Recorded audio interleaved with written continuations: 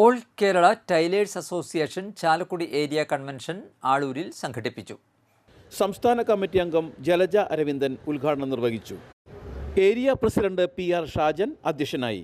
Area secretary Anitha Roy, treasurer Sheena Jayachandran, KK Yusuf, Treeja Biju, Sheela Chandran, Dani Sabu, CP Indira എന്നിവർ പ്രസംഗിച്ചു.